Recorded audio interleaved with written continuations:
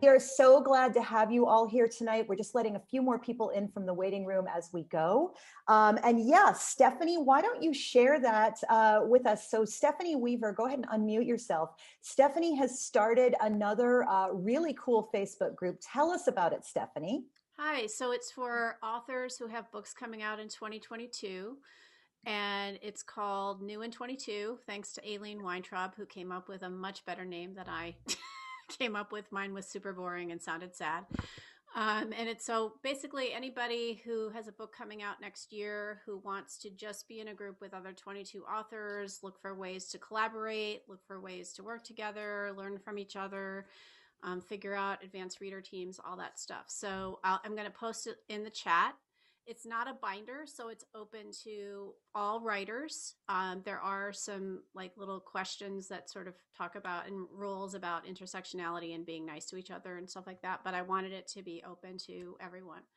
So Fantastic. Do you want to drop that link in the chat, Stephanie? Awesome. Yep. And then we'll also put it out in the follow-up email as well.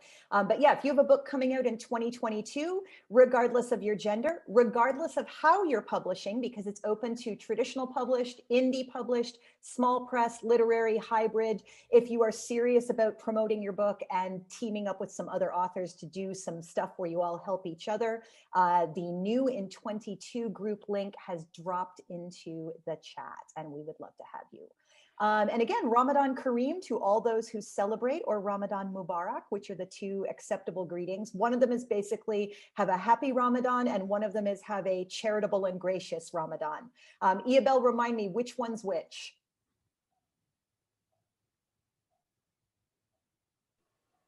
Mubarak is blessed and Kareem is generous.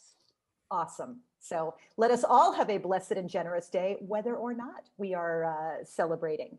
Samantha asks quickly too, is there a non-Facebook group for authors in 2021? I do not personally know of any. Ashley, do you know of any groups outside of Facebook? I do not. If anybody else does, if you could drop that info or your contact info in the chat, that would be great to know. Fantastic.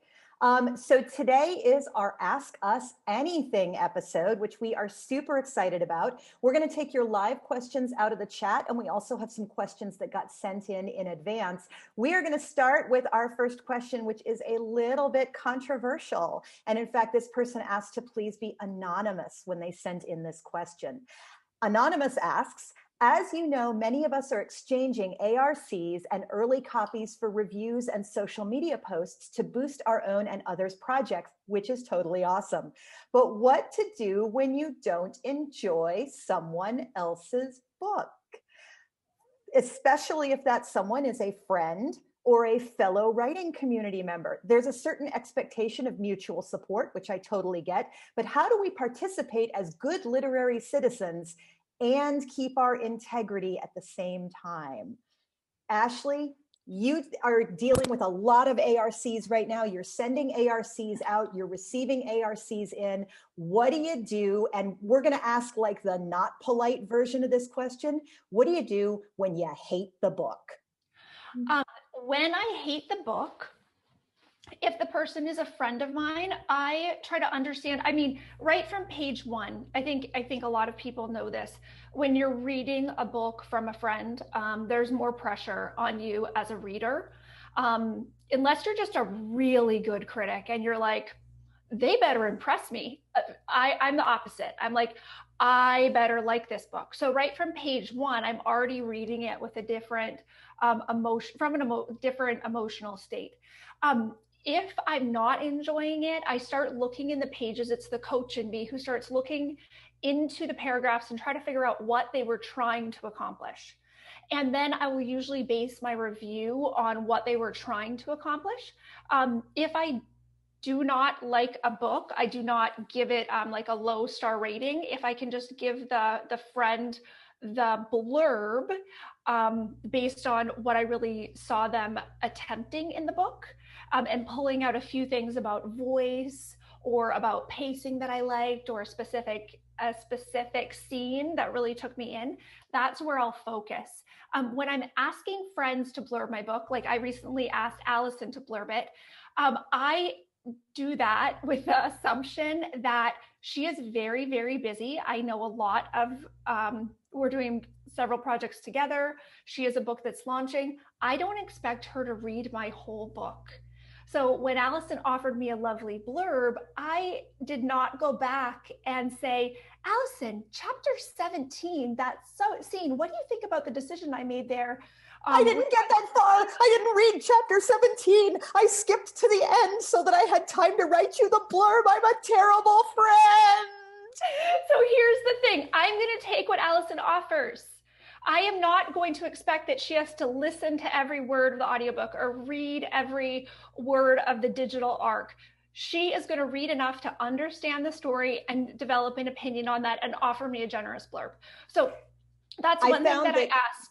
That's one thing that I ask, that you don't quiz your friends. You allow them to skim some sections, to go deeper in others.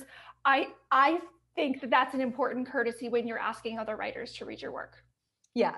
And in fact, as I'm asking for blurbs right now, especially from my former teachers who are busy and way more famous than I am, I actually am sending them the whole ARC with a note that says, I know you're super busy. I think the chapter that would appeal to you the most is chapter 5. So if you only have time for that, that's the one to skim. Because really somebody ideally who's your teacher who's blurbing you already kind of has a sense of your work. If I'm reading for somebody else, I try to remember a couple of things. One, not everybody is entitled to a good review. There's a really interesting discussion going on in one of the Facebook groups where somebody got a terrible review in the New York Times, like a really kind of actively aggressive review. And on one hand, we don't want to see big famous authors who write for the New York Times punching down and tromping on people's books. On the other hand, no one is entitled to a good review. What I would say is, if you genuinely dislike the book, if you truly think this is not well written enough for me to have my name attached to a review, I would say don't review it. If your friends post something on social media about how you're proud of what they achieved, you're proud of what they set out to do, you want to support your friend, you're so excited that they have this beautiful book out. And beautiful is a really nice all-purpose adjective because that can mean the writing or the cover or the culmination of the years of effort that you know they put into this. And it's kind of like how all babies by definition are beautiful, even though about a third of them are beautiful, a third of them look like frogs, and a third of them look like baby Winston Churchill.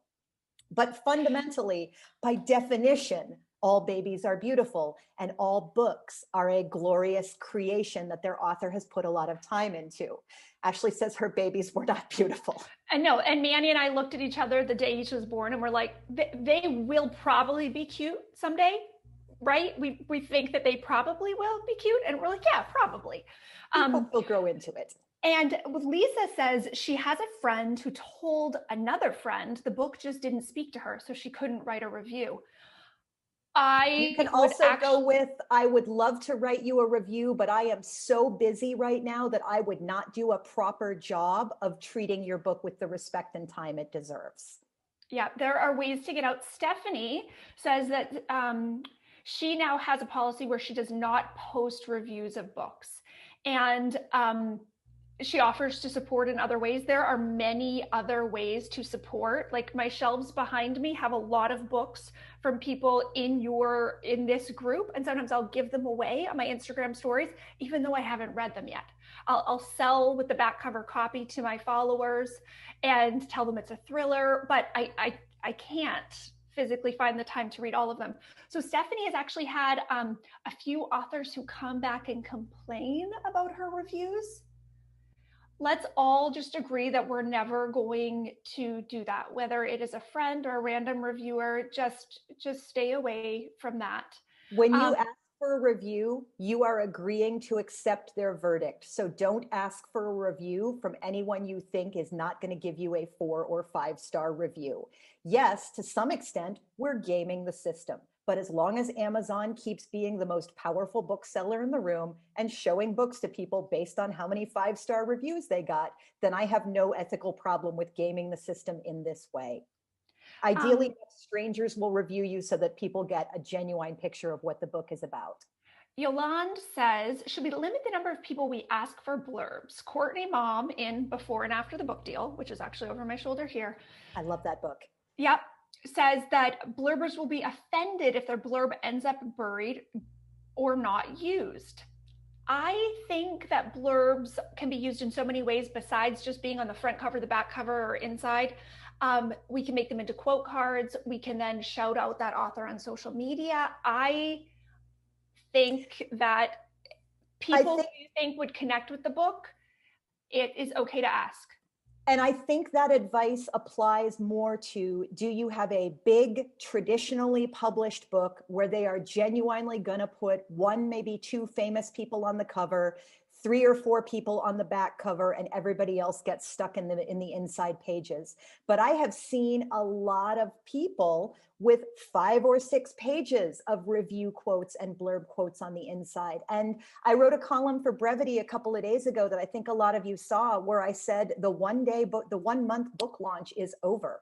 You know, between COVID and the internet and the number of books that are out these days, blurbs that you get are not just for, let me slap it on the cover of the book. It's also, let me make a beautiful Instagram quote card out of this. Let me share it when I go on my next podcast. Let me post it to my Facebook a month after the book comes out. So I think be flexible with what you think a blurb is. Put the most famous person's blurb on your cover, or the one who most of your readers are going to recognize, which might not be the most generically famous person, depending on who your target readers are. And Ricky says, I took so long to write blurbs, and at LSAT, at one time, mine wasn't used by the author or publisher. It made me wonder why I took so much time to read the entire book and write a thoughtful review. And I'd say that too, unless this person is your bosom pal, you know, you are Anne Shirley and Diana Barry and the twain shall never be parted, just go ahead and do a decent job. It does not have to be the most thoughtful and wonderful review you have ever put together. It just needs to be something that helps them sell their book. Allow yourself to first focus on your own work. Anything else to add, Ashley? Stephanie says too, she uses hers for quote cards multiple times, and the publisher used all of them in the Amazon listing. Amazon allows pages and pages and pages of information to be put in there under reviews or excerpts. There's a lot of flexibility in there in the Amazon listing. Ashley, we have a question. Questions that came in the chat, and I want to ask you the one from Peg, who says, top tips for effective MailChimp subject lines. We always recommend, when you are asking someone to do something, to start with a verb. Click to get the link. Drop all nervousness around Instagram in 1 hour. Things like that. Things that are going to hook the reader in and think, oh, I'm going to get an answer to one of my questions or one of my problems when I click on this. In a similar way, it could be a promise that they are going to laugh or get some sort of emotional reaction by what they're going to read in the newsletter. But keeping it very action oriented is going to help people, going to make it more likely that people are going to click and open. Natasha has a follow-up question on blurbs, which is, can a query letter include a quote from an editor who really liked the book? The editor is a published author who has also ghostwritten and co-authored some major books.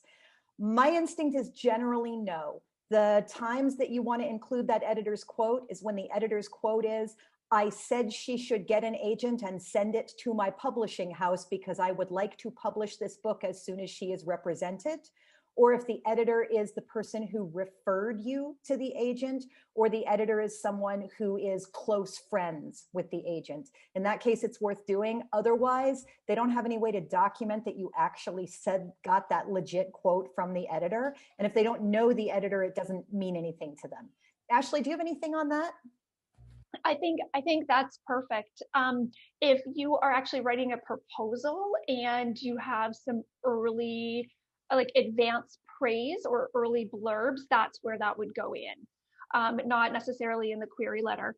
And you don't even have to spell it out in the proposal. Like I sold my book based on proposal, and I put in like 3 pages of people who I thought would blurb me, and I listed them as people who have committed to blurbing, and I named them and my connections. So like Andre Dubus III, mentor and workshop leader.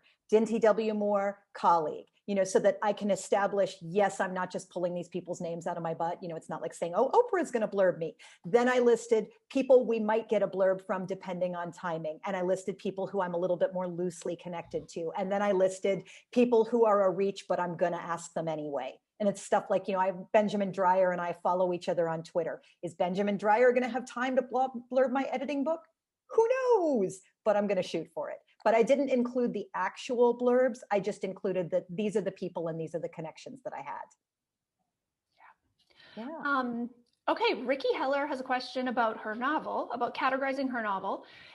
The main character in her novel is a writer who writes in a different genre. So I think the writer writes in science fiction. Ricky, where are you? If you could just, can't find you on here right now, but you could unmute. And she's wondering about how to categorize it. I would say categorize it as mainstream literature.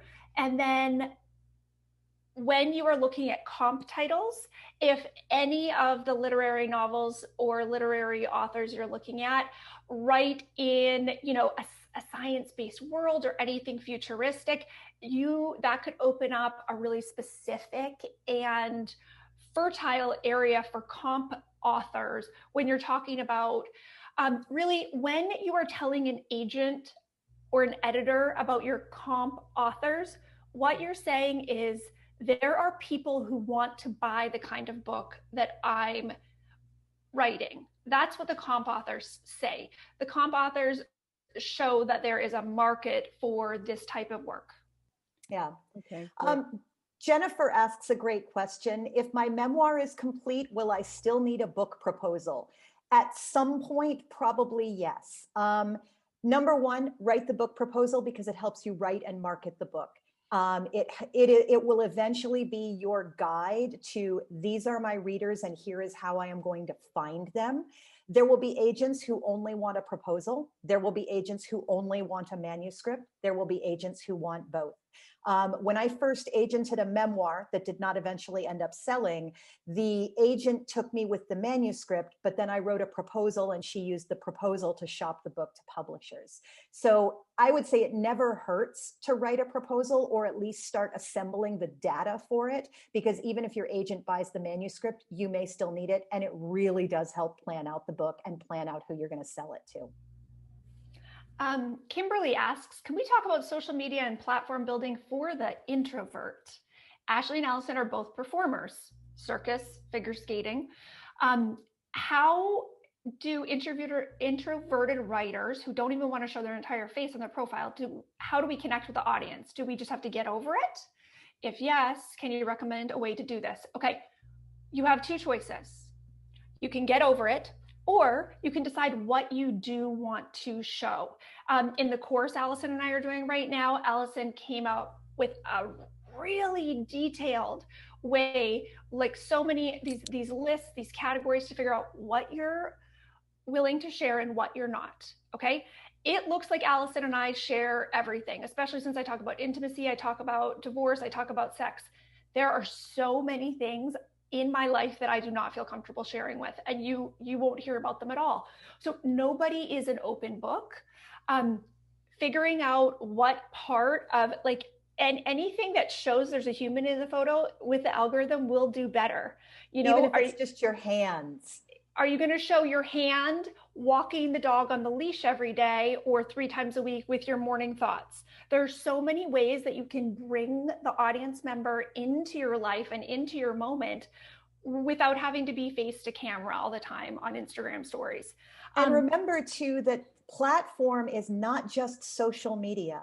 When you publish a newspaper article or an op-ed or an essay or a beautiful piece of literary writing in a literary journal, all of those build your platform too. It does not have to be about showing your face and sharing your life. It is also about sharing your work. And so one way you might deal with the introversion stuff is there a topic that you are passionate about that you would like to share information on. That topic could be connected to your memoir if you're writing memoir, or maybe that topic is not connected to your memoir. Maybe it's just something you enjoy sharing with people. You enjoy sharing your knowledge of obscure Victorian pottery, and you're going to spend a lot of time posting pictures of teapots to your Instagram and writing about the tea parties that you had with your grandmother that made you happy. And you can do all of this without having to expose your personal life or your face or your body. I mean, some of us are Brooke and are cool with like, Brooke, I think I've seen your butt like more on Instagram than I have seen my husband's butt in real life. And I say that with love and deep affection for your beautiful behind. But not everybody's comfortable with that kind of exposure. Ashley talks about sex toys. I do not talk about sex toys. It made me feel kind of weird and funny when my Instagram pod started talking about sex toys, and I was like, okay, this is a beautiful free discussion between beautiful free women who are helping each other. I'm going to just keep scrolling, you know. But you wouldn't necessarily think, oh, that's what's going to make Allison feel shy and weird, because I come across as very open. So just decide what you want to share. There's always that hang up, like, oh, I'm not doing the thing that's going to be the most pleasing to the algorithm or be the thing that may go viral, so I shouldn't do anything. No, do something. Do something, because every time we share part of our writing, every time we just write a little caption for a photo of our yard or our garden, we get to feel what it's like to put that draft of that little piece out in the world. And as soon as we do that, we're definitely going to think of things we wish we would have done differently. So that's what we do. We just send our drafts out. And then if anybody comments on it or has questions, that's going to lead to some defining and evolution of that piece as well. So it's just a low stakes way to practice our writing and to get it out. And some things, you know, can live in your head or live on your laptop for a really long time. But until you let it see the light of day, you're not really going to understand the next level of that piece. So I want to address a question that came in advance. This is from Bill, and this deals with reuse. And I know it's a question that a lot of people have. Bill asks, can I submit reworked essays that I've posted on my blog to literary journals, magazines, etc.? Would this be a faux pas, not a big deal, or everybody does it?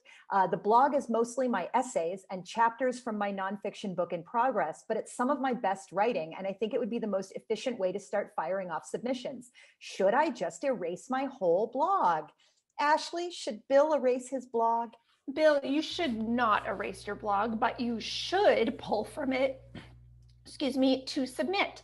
When you are submitting a specific piece, whether it's a full essay or you're doing a pitch, just archive it on your blog. Very few of us have had enough eyes on our material, on our blogs or our social media to dissuade a publication from publishing it. They're going to have a much wider audience than what we had. And when you pull it off your blog and you clean it up to submit, like I said, it's not going to be the same draft that you wrote a few years ago. When you look at it and you want to clean it up, you're definitely, some of your thinking will have evolved, some of your writing will have gotten better. I'm not sure if I mentioned this in Writer's Bridge before. I think maybe, or if it was just in our course, but one of the best skating coach mentors I ever had told me, Ashley, if you're teaching anything the same way for 2 weeks, you're not doing your job. And I want to invite us as writers, if we're writing the same story the same way for 2 weeks, we're probably not doing our job as writers to really figure out where the story wants to go next or how we could tell it better. So we're getting some great feedback in the chat. You know, I thought that once a piece is published, whether it's on a blog or Instagram, it's considered published. It's previously published. Most places will say it can't be published before, even on a blog. Does removing it mean it's not published? So here's the thing. Realistically, yes, every literary magazine is going to tell you none of this can possibly have been published anywhere. But a journal that pays $40, and I say this as someone who is the social media editor for a journal that pays $40, does not have the right to say it showed up and 50 people saw it on your blog, or it showed up and 100 people saw it on your Instagram. You can never, never use that again. Oh no, they do not have that right. You own the rights to your work. And if what you want to do is archive it and send it in as is, then you can do that. If what you want to do is archive it or heavily revise it and say, a previous version of this appeared on my Instagram, but I have since expanded this, you have the right to do that. Now, if you're going to be published somewhere big, like say the New York Times, or somewhere that is going to pay you a sum of money in the mid to high 3 figures or going up into 4 or 5 figures, then yeah, you want to be considerably more careful about that, because they have fact checkers who are going to go look that shit up, and they're going to Google you on the Wayback Machine and find out if you took it down. But if it is not worth someone's time to laboriously look through the internet and find the Wayback Machine and dig up that blog post that you have somewhat revised and then you archived it because only 15 people saw it, don't worry about it. You are still honoring the spirit of the agreement with the magazine, because the spirit of the agreement is, we want to be the first people who can share your work widely with our audience. And if your work has not already been shared widely with their audience, you are not depriving them of the value of your work. And Yolande says that she pitched an IG post to a lit mag saying she could expand it into a craft piece, and they accepted it. And Stephanie says, it seems like since each publication is so different, you would need to have it crafted specifically for that publication, and you are essentially submitting a new piece. Exactly. We are each going to write the same stories over and over in different ways. Just like Cheryl Strayed wrote about her mom for 10 years before she wrote Wild. It doesn't mean we can't write about it again. And I think that people get hung up on this and then either just keep their writing to themselves and don't send it out. I know I'm reposting a lot of things now that were blog posts and Facebook mini essays 2 or 3 years ago. And every time I post something about, I thought I needed a divorce or I was on the verge of an affair, I get a flood of direct messages and comments. And the questions people ask and what they're finding of value in my work always inform what the next draft of that piece is going to look like. Now, I also want to ask, hey, Lindsay, you made a great point. You're a journal editor and you are hardcore on the no previously published work. Would you unmute and do you have something else to weigh in? Like, am I missing something? Is there something that I'm overlooking? I am unusually aggressive about this. If you feel like it, Lindsay, go ahead and unmute and let us know, is there another angle that we should be considering that we're not getting, that something that we're missing?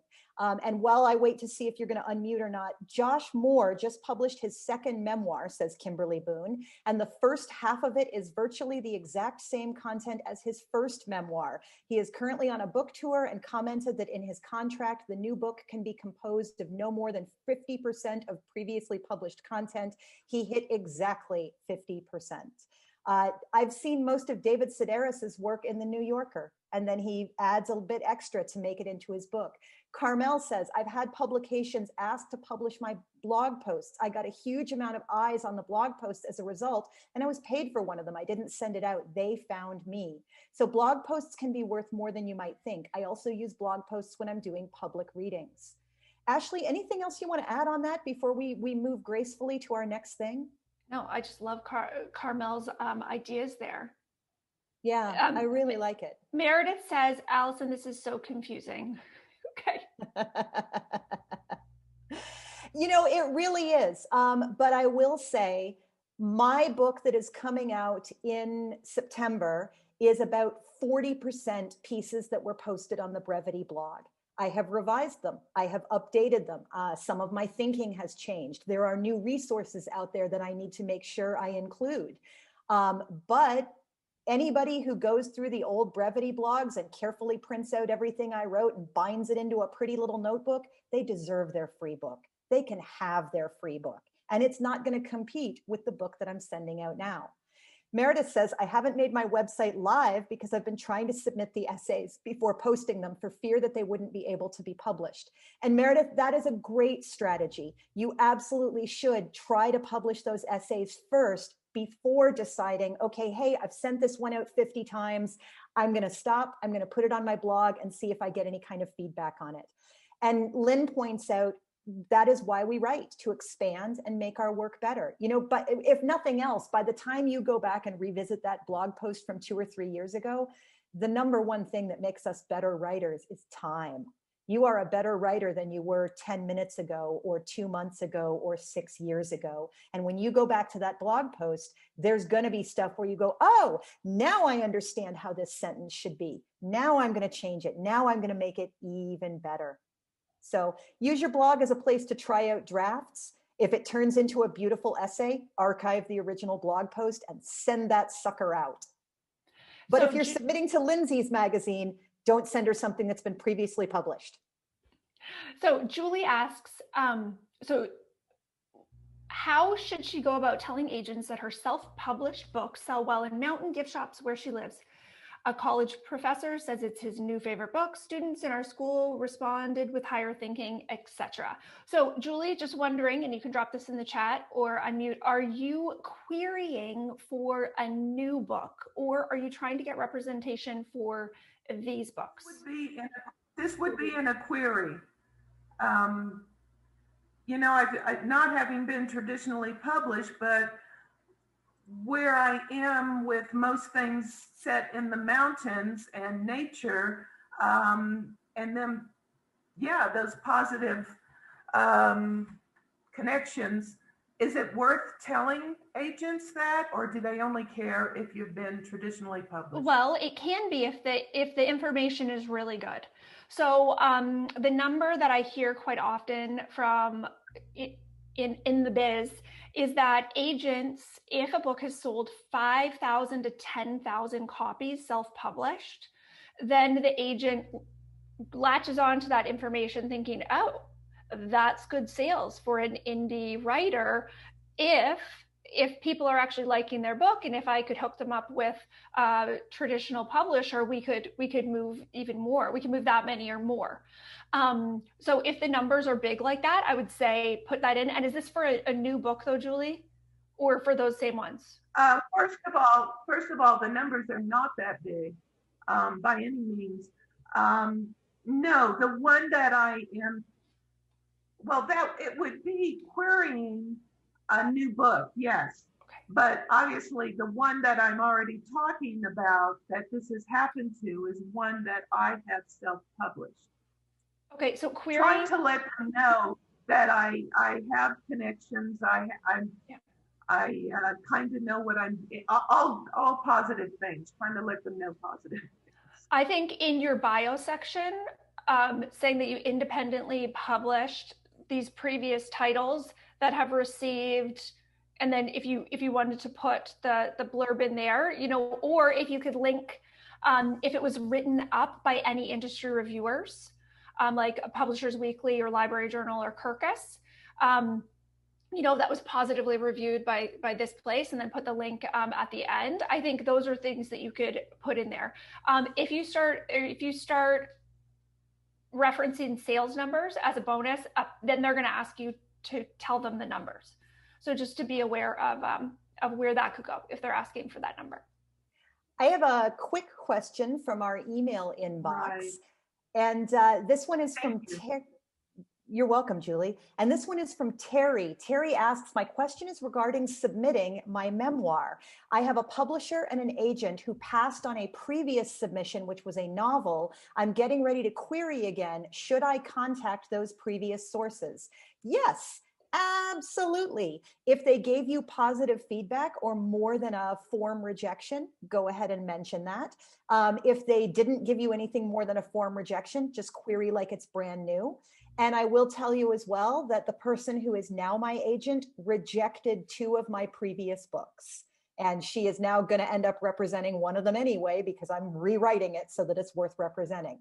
But it is absolutely cool. I know a lot of writers actually who their second book is repped by somebody who rejected their first book. So, yeah. Julie asked, do people care about paid reviews? Readers a lot of the times don't care about reviews. Industry people like librarians, people who are making the buying decisions for bookstores may care about reviews. Are you wondering if they will care less if that was a paid review, Julie? Because Yeah, the people who are in the know will know if you paid for a review. Yeah. So here's the thing. The average reader doesn't know who the heck Kirkus is, and they don't care. So if you pay for a Kirkus review, it's not going to impress the average reader any more than the review from Aunt Beatrice that they put on Amazon. And somebody in like the library business or whatever, they're going to know that it's a paid review as opposed to just a submitted and got it review. I think it can be worth doing if you are hoping to get more trade reviews, as they're called, from like the big journals, but I don't think it's the best way to spend your money. I think you're better off doing a Goodreads giveaway or providing more ARCs, advanced reader copies, to people who could write you reviews on Goodreads or Amazon. You know, if you've got $500 going to a Kirkus review, you could instead send out, 50 copies of your ARC, and that's 50 people who might give you a review on Amazon or Goodreads. So I just don't think it's the best use of your money. Ellen asks, thank you. Good ideas. You're so welcome.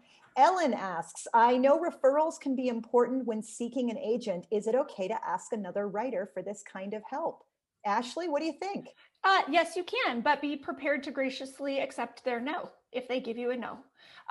Because I asked for one agent referral, and I was told, I think my agent, is taking time off this summer, blah, blah, blah.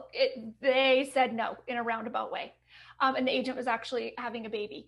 And then I had another writer who offered me a referral without me asking. And the agent ended up turning me down. But it is, I would say, make sure that you have a good relationship with that person. Anybody who comes cold into my DMs with an ask, it really gets pushy. Under my skin. Yeah. It's what pushy. I would say is, if you know the writer well enough to ask for a referral, it means you know them well enough to know what their relationship with their agent is right now, because you're close enough to be having that conversation with them. If you are going to ask for a review, and here's the other thing too, go ahead and ask. If you've got the skin thick enough to take a no and you're reasonably close with the person, go ahead and ask, but make it easy for them to say no and make it easy for them to say yes. So if I was going to ask for a referral, I would say, hey, I know this is a really big ask and I am querying lots of other agents, but I really liked it when you said blah, blah, blah about your agent.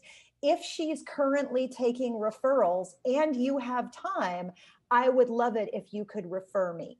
So that it's a really easy, they've got a couple of reasons right there to turn me down easily in a way that's not going to make either one of us feel awkward. But I'm also going to make sure that it's okay to say yes. So I would also say, in case you are able to give me a referral, I have pasted my query letter and my opening pages below so that if you like, you could just forward this email. That also lets your friend read your work so that they can go, oh, it's good. I'm not going to look like a jerk if I send this to my agent. Because if I'm genuinely referring someone to my agent, it's not just, oh yeah, you should query so-and-so and tell her I said refer you. No. I'm going to send a heads up to my agent that says, I want you to know, I just told Linda about you as an agent. I said you were really great. I think you're going to like Linda's book. It's about this, and I know that fits into the category that you're looking for right now. I'm going to go ahead and have Linda contact you directly, but just so you know, you're going to hear from her. So it's a little bit more than just saying, yeah, query my agent, tell them I said hi. If it's a useful referral, it's going to take some time on the part of the referrer, and they need to feel really positively about your work because they're vouching for you. They're not just saying, oh yeah, you should query so-and-so. They're saying, I think you're good enough that you can use my name. I think you're a real possibility where I'm not going to be embarrassed that you're going to send something weird or unfinished or, whatever. So, and Isabel asks, wouldn't someone offer without your needing to ask? And if they haven't offered, they might not be comfortable. That is a good point. And also, I do not know very many people who have a completely copacetic relationship with their agents. Every agent comes with a little bit of baggage too. So I know some writers wouldn't just offer that agent to another writer friend, because then if things come up that aren't all smooth sailing, they may feel a little bit of responsibility that way. It's not like just wrapping a perfect gift and handing it to a friend. Yeah. Yes, Jennifer, I would sometimes ask without offering the pages. It depends on how well I know the person. And I think a lot of it too is, it's really kind of a crapshoot. And what Ashley says is right too. Not everybody has a great relationship with their agent. I know somebody who is one of my editorial clients, and what everybody says about the person who is her agent is, that guy's a dick, but boy, he sells books. And I think a couple of you know exactly who I'm talking about when I say that. I know another writer who left that same agent because it was just not a great relationship for her. Mary Catherine asks, how do you know when you're ready to start querying your manuscript? Is there a checklist or some guidelines that can give an objective awareness of how done your manuscript is? Ashley, how did you know you were ready to query? I checked the astrology. No, just kidding. You never know. You never know when it's done. Nothing is ever done. Nothing is ever done. Even when the book is in people's hands, no story is ever done being told. Okay. When it is ready to query, I would say you're probably through like at least 5 drafts. You've had beta readers. I think it's really great to have a paid editor take a look at it, either a developmental editor or, for a manuscript critique, somebody who you pay and you trust and has been referred to you to take a look at it. I think those are things that you have to check off the list. I also did a bunch of beta readers and some book club discussions, and I realized there were some gaps in my storytelling that I didn't realize were there.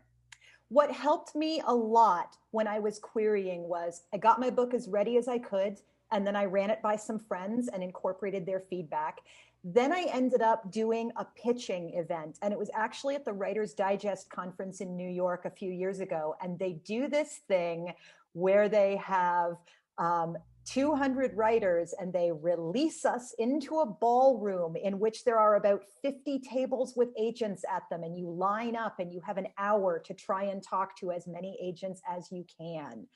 And I went in there strategically with like my printed out highlighted list of all of the agents and who repped what, so that I could look around and go, short line, I'm going to that one. Nobody at that table, I'm going over there. Because my goal was to talk to as many agents as possible rather than to like have a dream agent or something. The questions the agents asked me when I was pitching my book taught me what was missing from my book. I came out of that pitch event with, a couple of people who said, send me your query letter and some pages. But what I really came out of it with was, oh, the book's not finished. I need to write 3 more chapters, and they need to cover that thing that agent A asked me about, that agent B also asked me about. And I could feel it in my heart. Yeah, the book needs this extra thing that I have missed. So there can be some value in doing live pitching events where you do actually get feedback, but try not to actually query until you are ready. And then query 10 queries at a time. And if you get no responses on your 10 queries, something's wrong with your query. Revise it, send to another 10 agents. If you start getting requests for pages, but they don't ask for the full manuscript, something's wrong with your pages. Revise, send out another 10 queries. But like, it's generally better, unless you're really convinced you're really, really done, don't send to 100 agents at once, because you can only send to an agent one time. You only get one bite at the apple there. And just to jump in there, one of kind of the blanket statements that I hear in binders a lot is you can only submit to one agent at an agency. Some of them. So that seems to be the minority actually in the agents I queried to. I once queried 3 agents from one agency in one day, and it led to my first offer of representation, because the first agent said, I actually don't represent memoir, even though that wasn't in their guidelines. The second time I queried the agency head, and he bumped it to a junior agent who was then actually the one who offered. So Otherwise, you're not going to get, query 3 at one agency in one day. But really look at the guidelines, because, we're missing out if you don't realize that after someone passes, you could submit at a lot of the agencies. Yeah. Buick asks, I've heard agents say to be ready to tell them why them. Why are you seeking them out specifically? That's really useful. My agent actually says, don't bother personalizing. You don't have to jump through that hoop for me. But a lot of agents want you to personalize. So it is really worth it. Just Google the agent's name, see if they've ever said anything that you think is significant or positive, see if they represent anybody whose work you admire, see if they've said something on Twitter that made you laugh or made you think, oh yeah, this person really has their shit together. They're really just looking for like 1, maximum 2 sentences at the top that say, why are you querying them? I got my current agent by writing at the top of my query, I'm pretty sure this is not your book, but you always say on your blog, query me anyway. And so I figured I'd just take a chance.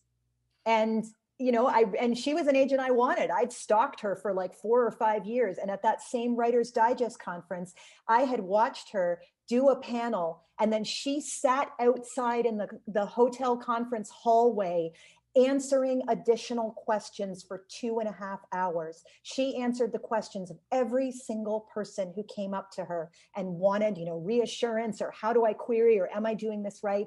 And I just really admired that commitment to the community. Her literary citizenship impressed me more than anything else, and so that's why I'm really glad that I ended up with her. But I seriously sent her a query letter that started out, I don't think this is going to be your book. So, yeah. Ashley, can we take one more question before we dive into some breakout rooms? Yeah, I think so. So we just have some suggestions here. More than questions. Let's see. Okay, one of the questions, Andromeda asks, I know we're supposed to focus on engagement more than numbers of followers, but can we talk about numbers just a little? Followers, impressions, like those analytics that we teach you how to look at, but then ignore, or how to find, but then ignore. She's noticed that it took her a really long time to crawl from 260 followers to 700 over 4 months or so, which is actually amazing growth. And then it started clicking upward faster. Now, she's wondering if there are certain thresholds where, due to algorithms, etc., you suddenly get shown to more people and your numbers go up. Now, yes, there is a bit of a tipping point. Now, if somebody sees your post because someone shared it, or it gets fed to them on we're talking Instagram mostly here, but this applies anywhere that your content may show up. If they see your post because they're following a hashtag that you used, or it shows up on their Explore page, or a friend shares it, those are the 3 ways that they could be fed your content if they're not already in your audience, if they're not already your followers. If your content is compelling enough and they click over to your profile, they will decide within 3 seconds whether or not they're going to follow you. If you've hit any of those milestones in followers, 500, 1,000, 1,500, it is just human nature that they may be more likely to hit that follow button than if you're under those. So once you hit follower thresholds, you may find that then your rate of follows to profile visits gets a little higher. Exactly. I always get a boost whenever I do a live event or a webinar. Jacqueline, people who click on your profile and like 20 posts but don't follow, they're usually people who just don't follow a lot of people. They like you, they want Instagram to show you in their feed, so that's why they click a bunch of likes, but they're not actually interested in adding more followers, because some people do like to keep their timeline pretty tight. And maybe they just want you to follow them, Jacqueline. Yeah. We are going to answer one more key question when we come back from breakout rooms. Remember, breakout rooms are always more fun and more lovely than you are worried that they are going to be. We're going to put you in there for about 6 minutes. Just get to know each other, say what you're writing, say hello, maybe follow each other's socials. Good questions in the chat. And a variety, right? Like into yeah. Mm-hmm. Lots of variety. I think we probably have time for like one last question. We should mention Stephanie's group again. Mention that your book is in pre-order. I don't know why Julie won't go anywhere. Mention that next time we're having Andromeda on.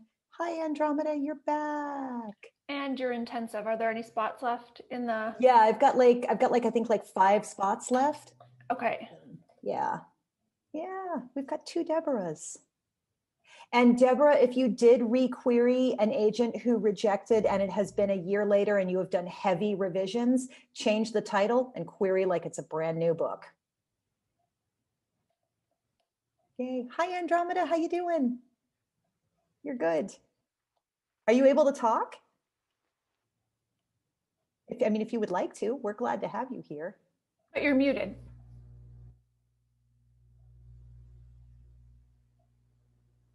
There we go. Hi. What happened when I used my phone instead of my laptop? I never used my phone, so it didn't have the settings all correct. Well, hello. Woohoo. Hello. Did I answer that question? Did we both answer that question well enough for you about the followers?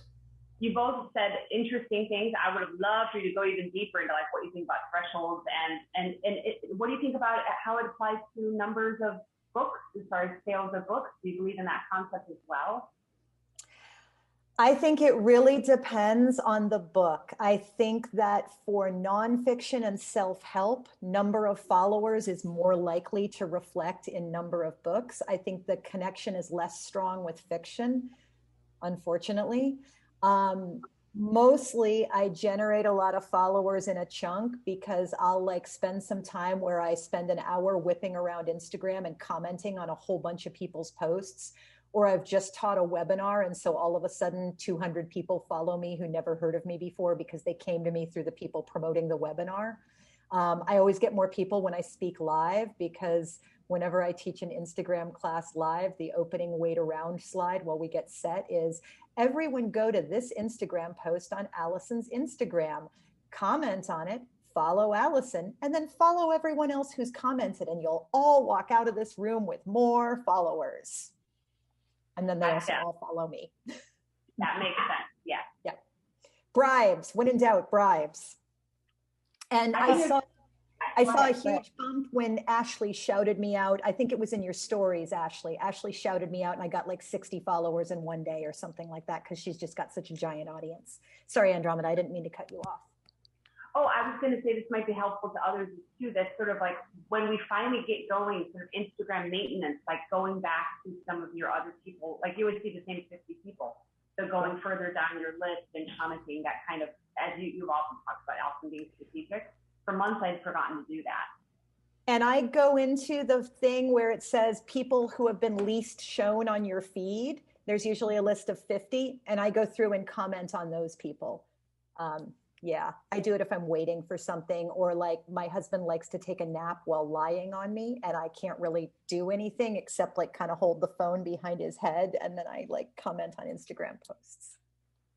Right. See, that's that maintenance stuff. I feel like that's like level 2. Like those of us who started as beginners, like we learned all the basics, and then it's like now you got to go back, like tending your garden in month 3 or 4 or something. Yeah. Yeah, it kind of is. You know, you got to go through, you've got to weed, you've got to get rid of people who like you're not enjoying their content, you don't really want to interact with them, and you've got to seed. Mm-hmm. So yeah.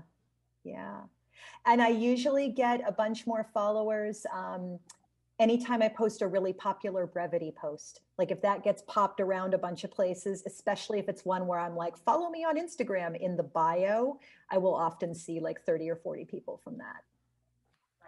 Right. Yeah. I'm just trying to look and see. So there, what are you noticing with your shape of your growth? It honestly is all hinging on TikTok, which is interesting and a little scary because now TikTok is blocking some of my videos for community violations. Same ones that live, yeah. So, and now some of my TikTok videos are actually being served out to other people to say like, is this offensive content?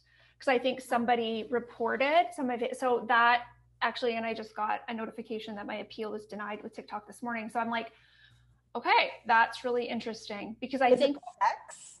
Yeah, because of sex. And I've talked about way more graphic things in the past. I think I don't know if there's like a Christian mom group on a crusade to get me off TikTok or something. I don't know what, but like somebody has been reporting my stuff. So now all of it is, so yeah, that's interesting because I'm actually thinking back to the timeline when my Instagram growth was so rapid. And I think it actually had more to do with the videos getting traction on TikTok than what I was doing on Instagram. So that was, I mean, TikTok is just a wide, the way the algorithm serves things up to people. They don't serve it up if you follow somebody. They serve it up if other people have engaged with it. So it has nothing to do with follower count and more to do with, is this captivating content today for people? Yeah. Ricky, since you're in this room and you asked a question that I think I can handle while everybody's coming back from breakout rooms.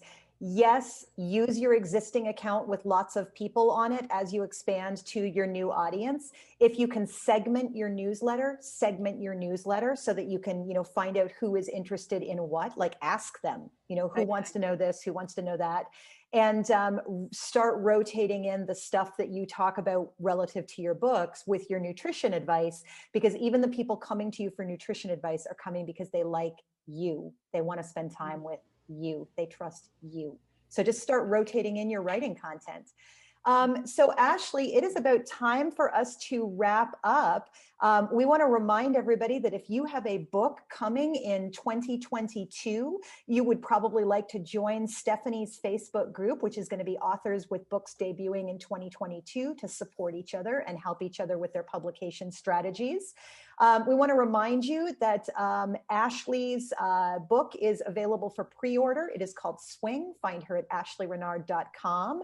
And I have like 4 spots left in my May writing intensive. It's a 5-day online intensive co-taught by me and Dinty W. Moore for novelists and memoirists. We also want to remind you, you are going to get the recording of this video. It will come in a link tomorrow. And we hope that you will join us in 2 weeks when we're going to have Andromeda Romano Laux as our special guest and do our 3-lady panel where we talk about what it is like to hire your own publicist, as Ashley has done, work with a publicist provided by your traditional publisher, as Andromeda has done, or do everything all by yourself, as I am doing. And we're going to talk about the pluses and minuses of each of those 3 strategies. We really hope you guys will all join us in 2 weeks. Ashley, what else should we wrap with? I'm just so grateful for all of you being here and all the great comments and support in the chat. And I'm seeing too that I think some of you met some new people in the breakout room. So thank you for sticking around for that, because really building the community is a huge part of why we do this. And we appreciate you being here with us live.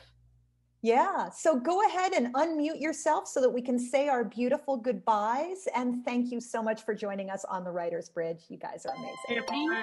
Bye, guys. Bye. So much. Bye. Bye, Kirsten. I love you, Annabelle. Love you. Thanks for coming, Candace. I'm looking at the chat. I'm trying to grab you.